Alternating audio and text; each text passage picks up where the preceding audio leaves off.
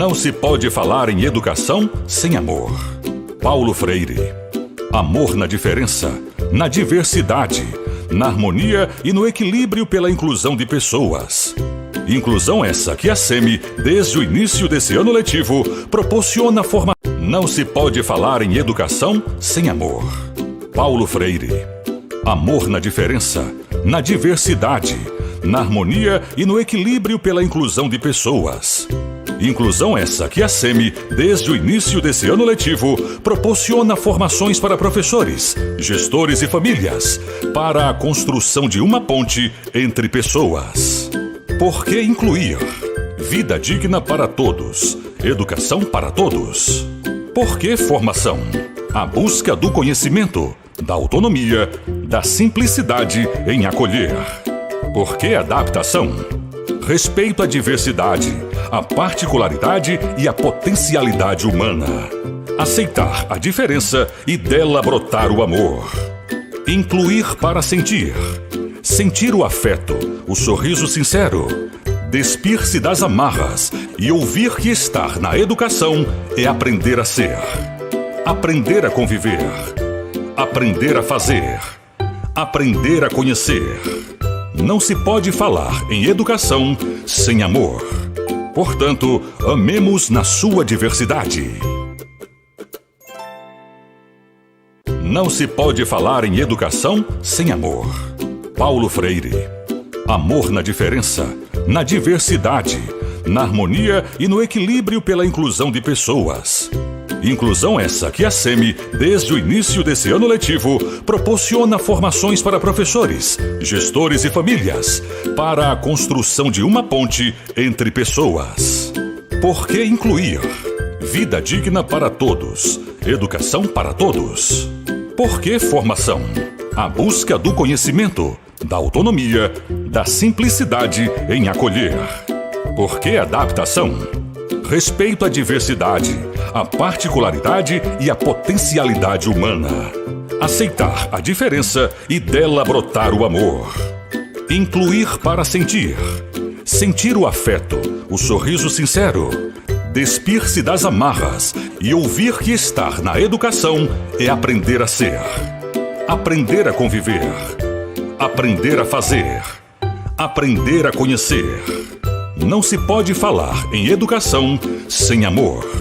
Portanto, amemos na sua diversidade.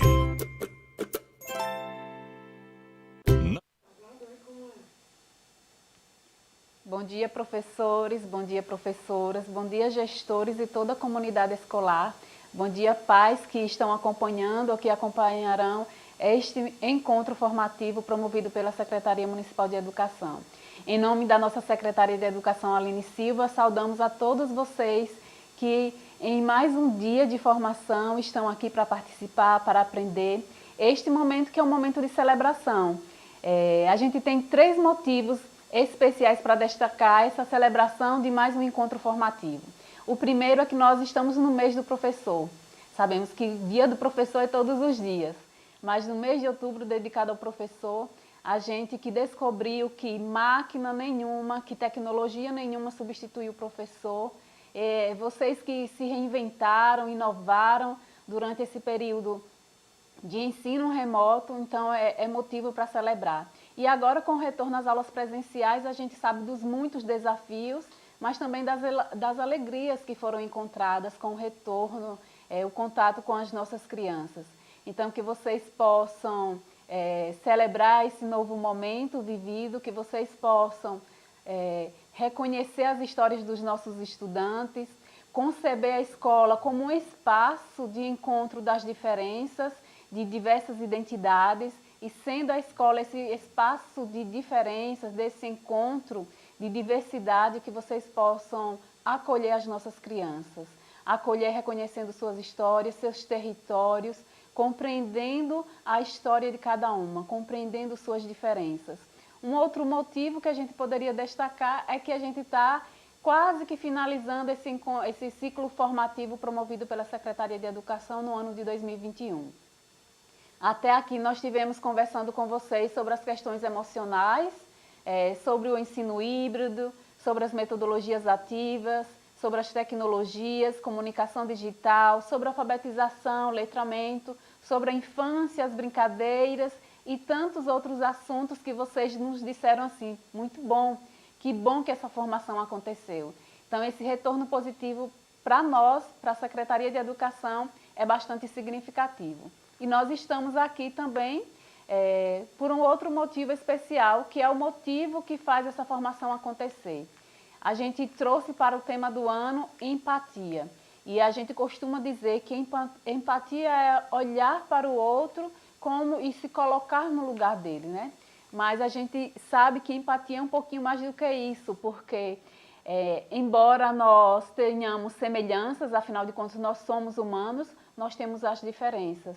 E não dá apenas para se colocar no lugar do outro, né? Porque cada um tem a sua vivência, cada um tem a sua história, e a gente não consegue viver a vida do outro, a história do outro, mas a gente consegue ouvir suas experiências, a gente consegue compreender suas diferenças e respeitar, entender que as outras pessoas são diferentes, e respeitando essas diferenças é que a gente traz como tema para o dia de hoje os desafios e as aprendizagens na deficiência intelectual.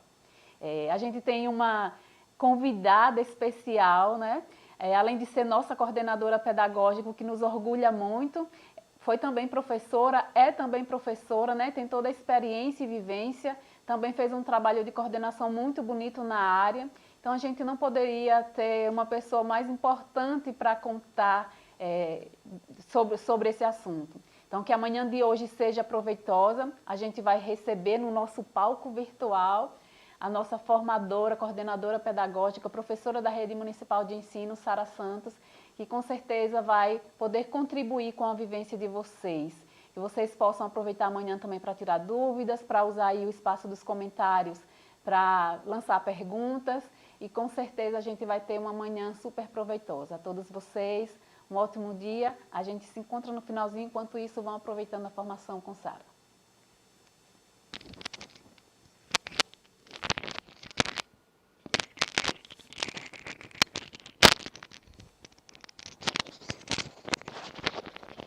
Oi, bom dia. Estão conseguindo me ouvir? Está ok, né? Bom dia, que apresentação especial, que apresentação que me deixou muito emocionada. É um prazer estar aqui como professora, né? Eu vou me apresentar de forma que eu esteja com o público que não enxerga, nos assistindo também, nos ouvindo também. Então, eu, professora Sara Santos, estou vestida com a roupa na cor vinho, calça e blusa com manga. Meu cabelo hoje está solto na cor castanha, castanho claro. Eu tenho ao meu lado, né, virtualmente, a professora Maria José, também, que está com a roupa clara, um vestido azul claro, cabelo curto, cabelo preto. A minha cor, da professora Sara, a minha cor é branca, da professora Maria José, a cor morena. Estou aqui na sala, numa sala virtual, no estúdio, na Secretaria da Educação. Temos uma intérprete, a professora Fabiana. Ela está aqui nos ajudando a também ter a comunicação em língua de sinais, língua brasileira de sinais. Então, hoje, com o nosso título, Desafios e Aprendizagens na Deficiência Intelectual, que é uma necessidade emergente também aqui do nosso município, eu quero de antemão agradecer a nossa secretária de Educação, Aline, que está sempre nos ofertando espaço para formações desde o início desse ano letivo, juntamente com a nossa diretora pedagógica, Maria José. Quero agradecer também a vocês, famílias, que estão aqui também fazendo parte dessa live, vocês, professores, que também nos acompanham o tempo todo, os gestores, enfim, a todo o público participante que respeita o aluno de forma humanística. Então, hoje, nossa manhã, trazendo esse nosso título, que eu falo que o nosso tema é sempre Educação Especial na Perspectiva Inclusiva. E aí a gente vai delimitando essas formações e hoje é o Desafio e Aprendizagem na Deficiência Intelectual.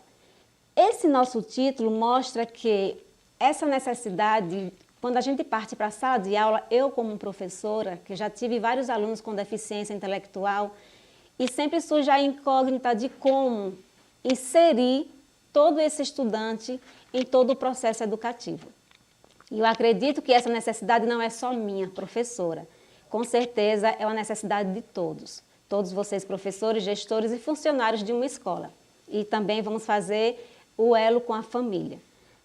E aí eu tenho assim a questão de mostrar a vocês novos termos. Não é modismo, quero mostrar a vocês que não é a questão de modismo, não. É uma questão de perceber que o outro é uma pessoa. O foco maior é esse, não é criar nomenclaturas, né? Não é a questão de formar uma moda e depois esquecer, não. É questão de orientar, seguir caminhos para que a gente sempre vá melhorando esse olhar em relação às pessoas com deficiência. Então, hoje nessa formação eu vou mostrar a diferença da deficiência intelectual para vocês e a doença mental, tá certo? Que existe uma certa diferença. E mostrar também que a vocês que a deficiência intelectual, ela pode vir acompanhada também com a doença mental, que eu já tive alunos também dessa forma. Então, a deficiência intelectual iniciando, ela não representa somente a questão do coeficiente.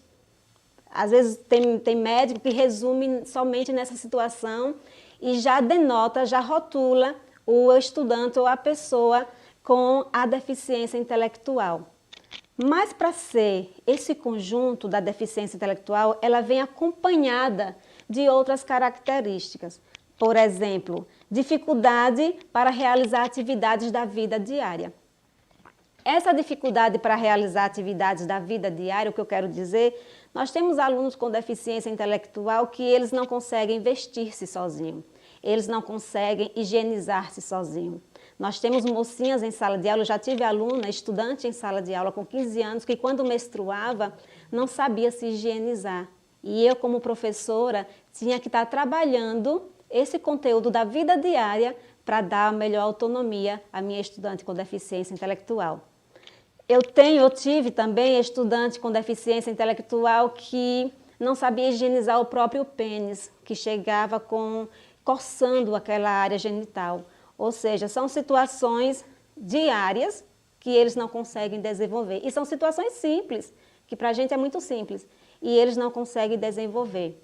É aí que entra o nosso papel professor de ser o mediador até nessas situações da vida diária. Outra característica, juntamente para denominar, para definir a deficiência intelectual, é a questão do aluno ter dificuldade na interação. Eles têm dificuldade de aproximar-se do outro, eles têm dificuldade de dialogar, de compartilhar a opinião.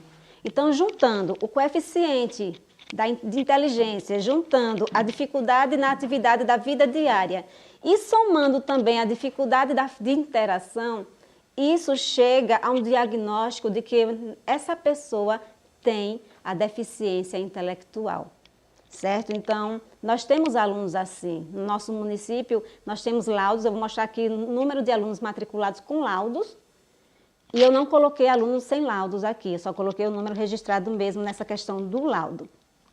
Então, para a deficiência intelectual, de acordo com a Organização Mundial da Saúde, que vem a questão do CID-10. O que significa CID? É o Código Internacional de Doença. Ele vem com o CID-10 porque denomina que significa a deficiência intelectual. No início do ano letivo, agora eu apresentei a vocês, coordenadores, que compartilhassem com os professores, que vem relatório médico somente com o CID, não diz o que o estudante tem realmente, qual a carência que ele tem, a particularidade. Então, eu apresentei a vocês o que significa cada CID, porque partindo dele, a gente vai estar buscando como melhorar a questão cognitiva do nosso estudante. É aí que entra a importância do CID, o significado dessa numeração que existe. E dentro desse CID-10, vem também as subdivisões do CID, que lá aponta se eles usam o termo retardo, o médico usa esse termo retardo mental leve, grave, moderado. Então, são essas subdivisões que dentro do CID-10 apresenta a questão da deficiência intelectual. Certo, gente? Então, para ter a deficiência intelectual, não basta somente diagnosticar com o coeficiente de inteligência, não. Para ter essa deficiência intelectual, é essa soma de características que a gente, professor, vai estar observando, estudando, para estar na questão da orientação do nosso estudante com necessidade especial, com deficiência, né? Vamos falar assim.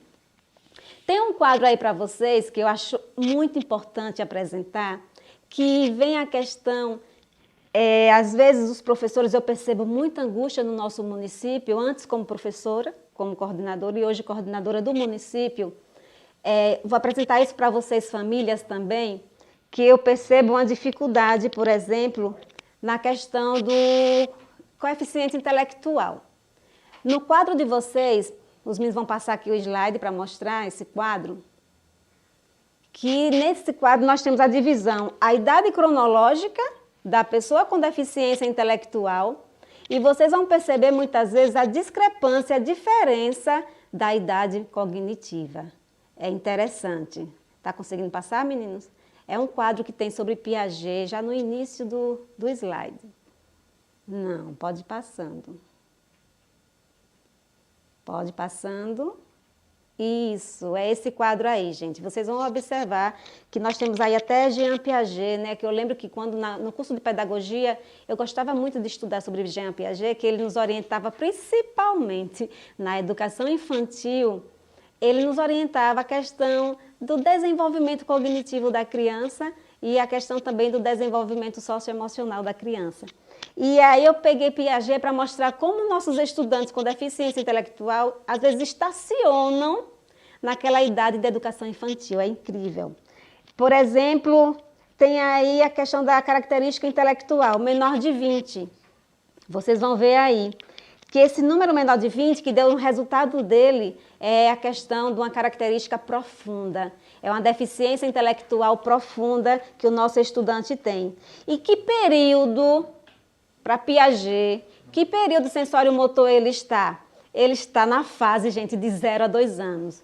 Ou seja, eu já tive alunos com 15 anos, eu já tive alunos com 20 anos que estava na idade de 0 a 2 anos. Aquela fase de sensório-motor mesmo. E isso acontece. Na deficiência intelectual, muitas vezes isso acontece. Nós temos uma criança inserida no 8º ano, no 9º ano, porque a idade cognitiva dela parou, estacionou aí até a fase sensório-motor, de 0 a 2 anos. Outra questão também, de 20 a 35, o resultado, vocês vão perceber que ainda é um agudo grave.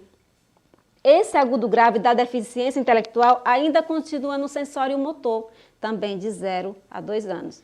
Nós temos estudantes assim na nossa rede pública com essa idade mental, com essa idade cognitiva.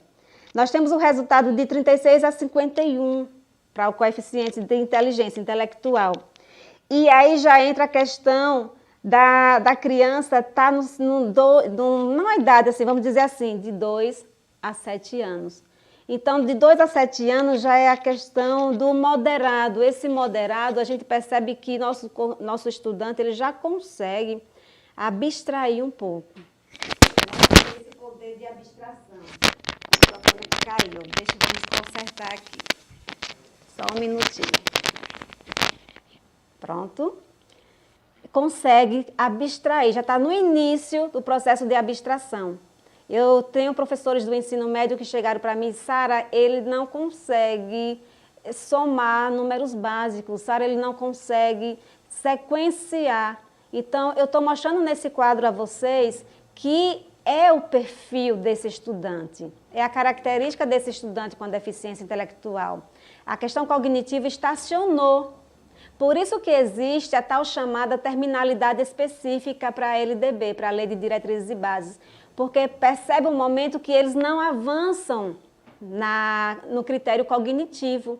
Eles estacionam nessas fases. Por isso que eu trouxe esse quadro para comprovar a vocês. Nós temos também o leve, o resultado leve. Então, a criança já consegue ter uma idade cognitiva de 7 a 12 anos. Então, Piaget, ele nos orienta muito bem isso, em que fase nossos estudantes estão. É aí que entra a importância do nosso diagnóstico. Por exemplo, agora no retorno das aulas, veio a importância do diagnóstico por quê? Porque eu quero saber qual a idade cognitiva meu estudante está.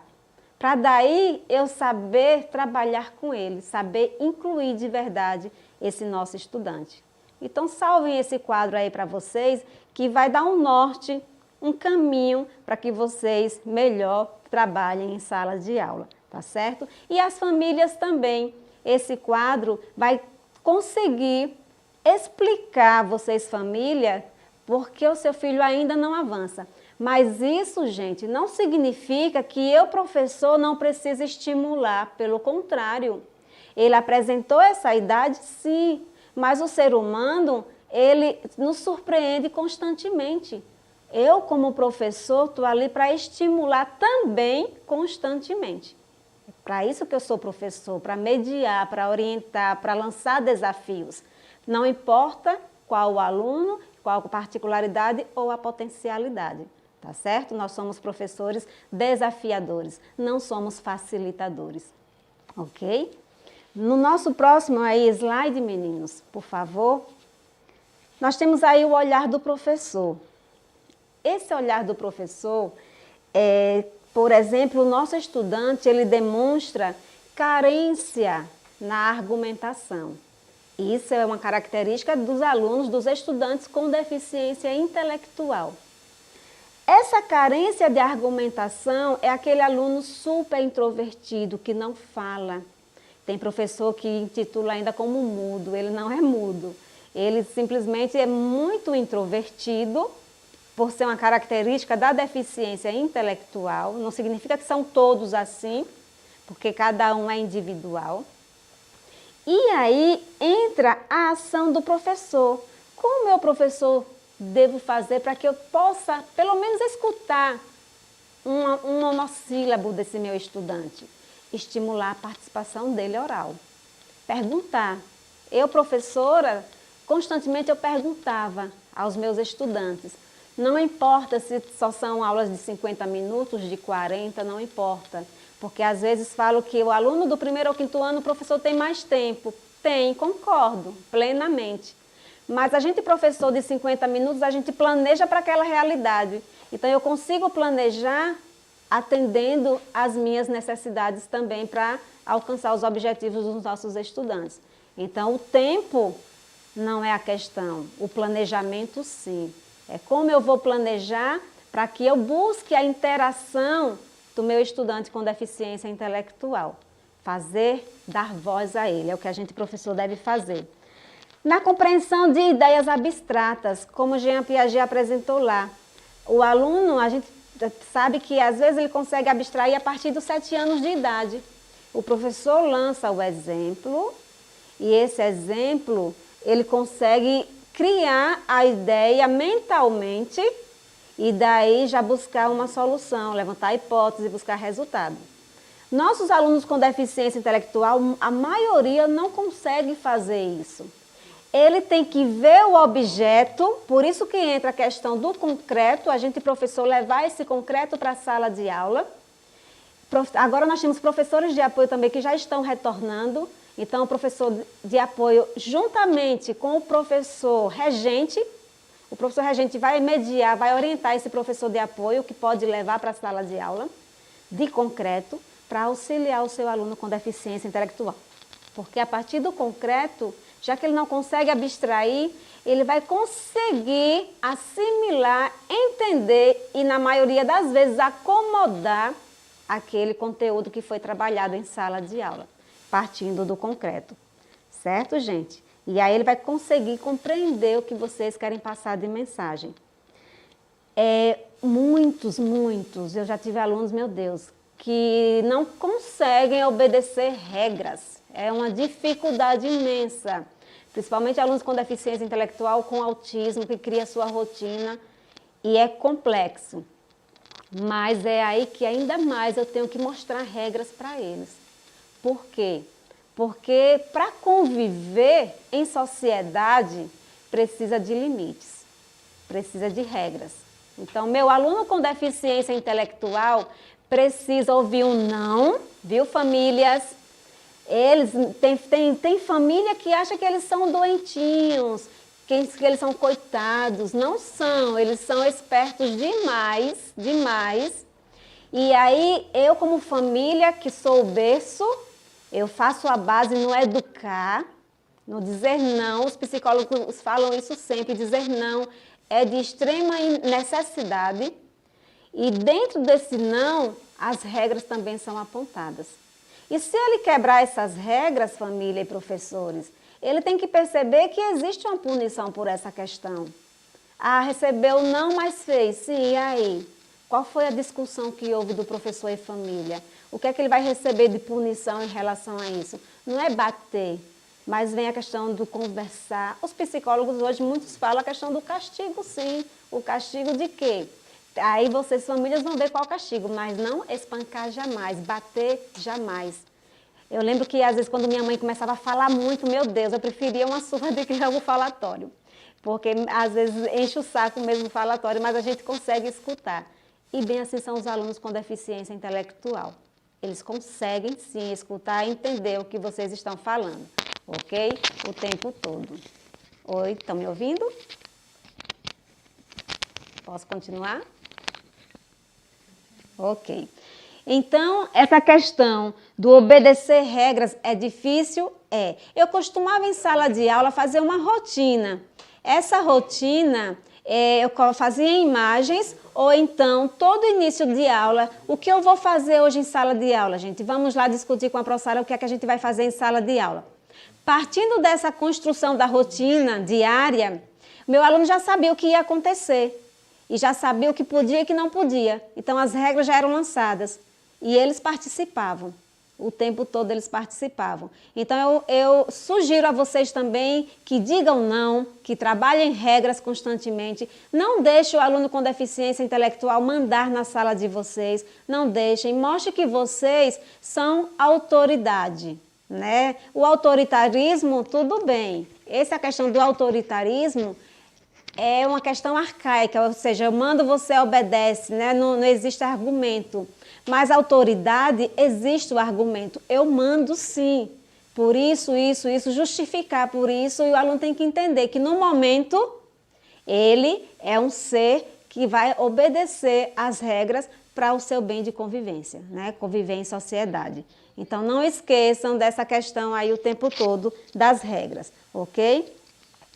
Oferte funções para os alunos com deficiência intelectual. Se você ofertar funções, dá responsabilidade para esse aluno. Por exemplo, seu ajudante em sala de aula, dê função. Eu tinha um aluno G, não vou citar o nome dele não, aluno G, quando ele estava muito inquieto, eu dava responsabilidade para ele, eu dava função para ele. Você será meu ajudante hoje, faça isso.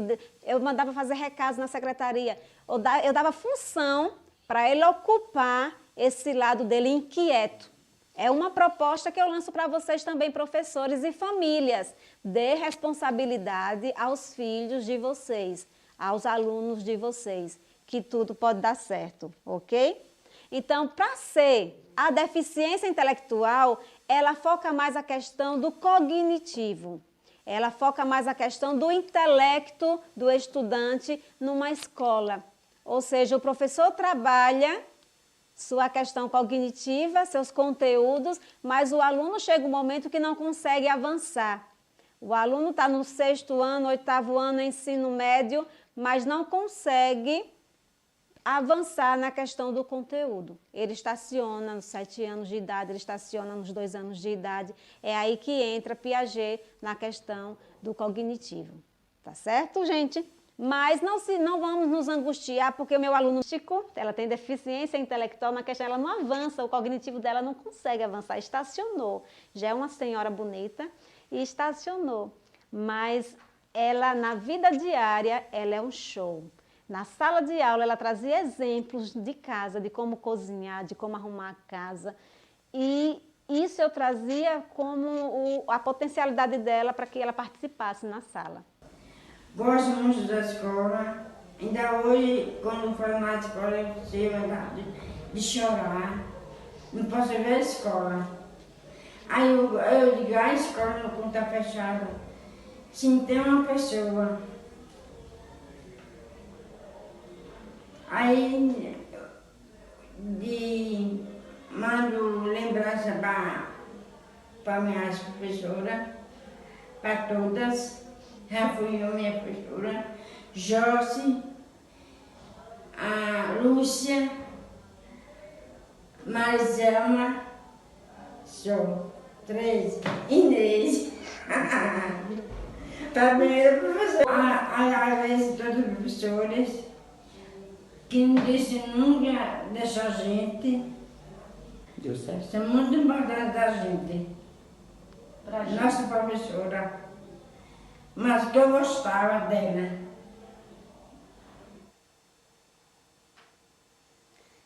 Isso, Lúcia nos deixa emocionada por essa questão, porque ela tem uma vivência, né? Ela tem uma vivência que nos inquieta bastante, ela é muito dinâmica. E a aula sem Lúcia era uma coisa, quando Lúcia estava, era outra aula, né? A gente ficava mais feliz ainda. Então, é um ser cheio de luz. E aí nós temos também um vídeo, por exemplo, surgiu uma angústia, eu estava visitando uma escola um dia e um professor do ensino médio perguntou assim, ensino fundamental sequencial, como aplicar uma aula, Sara, com estudantes só em 50 minutos, estudantes com deficiência intelectual? E aí eu fui atrás da prática, o professor Sangival, ele ensina do 6º ao 9º ano, sempre ensinou, e ele vai trazer uma ideia para a gente de como trabalhar em 50 minutos. Olá a todos os professores, meus colegas aí, todos os envolvidos aí nesse curso, sempre é importante lidar com temáticas a esse respeito, né? Eu recebi aqui uma pergunta para que eu pudesse respondê-la e eu achei muito interessante. A pergunta, ela fala de como eu, enquanto professor, posso incluir meu aluno com necessidade educacional especial, sendo que eu só tenho 50 minutos de aula. Às vezes, inclusive, né, gente, por conta de necessidades da pandemia, às vezes 40, 35, 30, 45 minutos de aula. Tempo curto para poder praticar a inclusão com esse aluno. Então, a minha resposta é simples. Eu escuto muito a professora Sara quando a gente está debatendo acerca de temas como esse, e ela fala muito a respeito da aceitação de Mantuan, por exemplo, né? Aceitação. Quando eu aceito que ali existe uma necessidade de eu trabalhar de maneira que eu possibilite enxergar a mim mesmo e possibilite ao aluno mostrar seu potencial, mostrar sua potencialidade, isso significa que ao mesmo tempo eu estarei respeitando a sua limitação. Então é muito importante que eu sempre atribua ao aluno uma orientação sendo passada de maneira lenta, prévia, e que eu dê chance a ele de participar dos trabalhos, de participar, observando essas duas coisas, a sua potencialidade e a sua limitação. Então, quando eu faço isso, eu estou incluindo o aluno, porque eu estou dando a oportunidade de ele estar participando. Então, como é que ele vai fazer isso? Eu vou identificar previamente o que é que ele sabe fazer e vou adequar a necessidade que existe naquela tarefa, naquele trabalho, para aquilo que ele sabe fazer. E aí eu vou tentar estimular sempre um algo a mais. E isso faz com que a gente consiga perceber que o aluno tem sim condições de participar. Então cabe a mim, enquanto professor, estar atento que o meu tempo é, por exemplo, de 50 minutos, 40, 30... Pronto. Isso aí mostrou, gente, o professor Sangival quer mostrar a vocês a importância do planejamento. Ele sempre planeja antes, pensando naquele aluno, e aí, já conhecendo previamente a potencialidade, como ele falou, e a particularidade, ele consegue inserir qual o trabalho adequado, ou seja, é a mesma metodologia, ele usa muito metodologias ativas, que o aluno é o protagonista, e nessas metodologias todos têm uma função.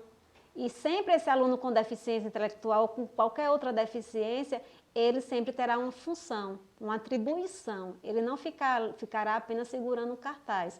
Ele explicará o assunto, ele nem que seja uma palavra e uma frase, mas ele terá essa participação direta. Então, em 50 minutos dá sim. É como fala, é o planejar, é o amarrar toda a situação que tudo dará certo, né? Tudo terá um sucesso. Então, como acolher esse aluno na escola? O primeiro passo é o planejamento, como eu já citei, sempre. Conversar com a coordenação, professor de apoio junto com o professor regente, família. É bom ter essa interação, já pensando no aluno.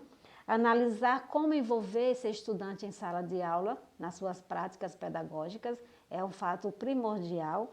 E também a questão das atividades, qual atividade ele pode realizar, para que ele seja escutado. Por exemplo, eu tinha um aluno F, ele gostava muito de pintar, de arte, e sempre tinha trabalhos que ele tinha essa ação de pintar, ele amava, o trabalho artístico era dele, e ele sempre apresentava, explicava a sua arte, conseguia discernir, compartilhar o que ele estava fazendo.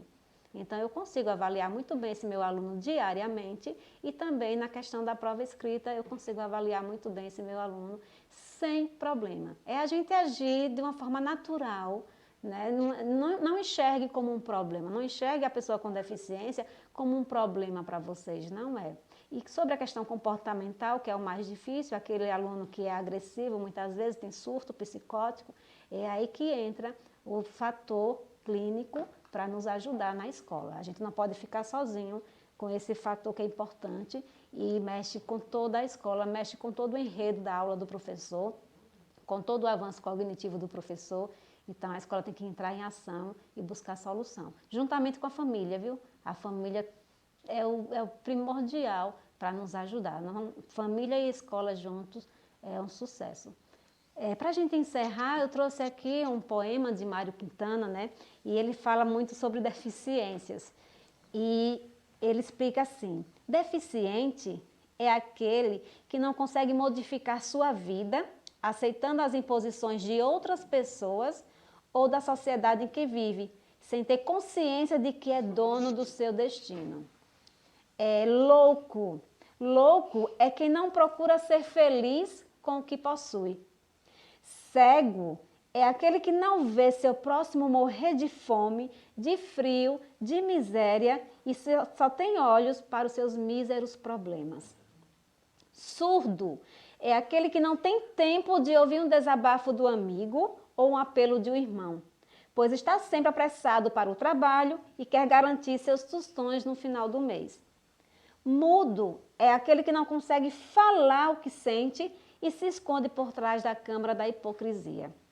Paralítico é que não consegue andar na direção daqueles que precisam de sua ajuda. Diabético é quem não consegue ser doce. Anão é quem não consegue deixar o amor crescer.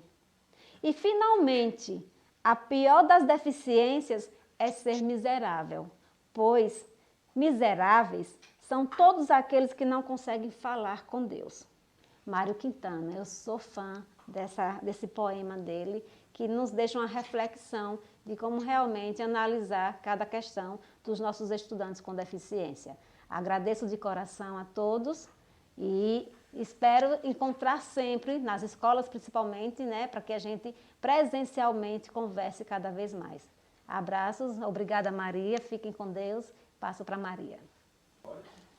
E então vocês que estavam acompanhando ao vivo e que estavam na expectativa de acompanhar todo esse encontro formativo, né, dialogando com Sara através dos comentários, uma pena que a gente teve um problema com conexão, mas vocês agora certamente estão acompanhando a gravação que foi feita e nas palavras de Sara, todo o seu conhecimento, a sua sabedoria, o seu amor pelo fazer e a segurança, como vocês diziam nos comentários, né? E a gente ia lendo e ia ficando arrepiado com cada comentário feito. Então, Sara, que está aqui, o nosso muito obrigada, que você continue nos enchendo de esperança com o seu saber e o seu conhecimento.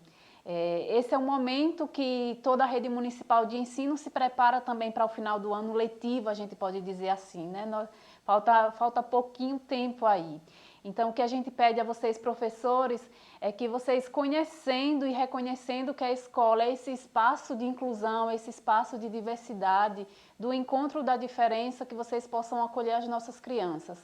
acolher as histórias delas, as vivências, as dificuldades que elas enfrentaram durante esse período de ensino remoto, os desafios, os saberes também que elas conseguiram e com um olhar muito amoroso que cada um de vocês tenha, vocês possam acolher e dialogar com os nossos estudantes, com a memória social de cada um, com os seus territórios, conhecer onde eles estão e, sobretudo, do abraço acolhedor, do envolvimento com a história desses meninos. Então, por favor, assegurem aos nossos queridos estudantes, em suas diferenças, em suas diversidades, a inclusão e o amor que move a educação, que eles reconheçam na escola como um espaço para o esperançar, que eles se sintam capazes de evoluir, de crescer e que eles podem sim sonhar, porque cada criança ela é capaz de muito e nós somos responsáveis por construir juntos com eles essas possibilidades.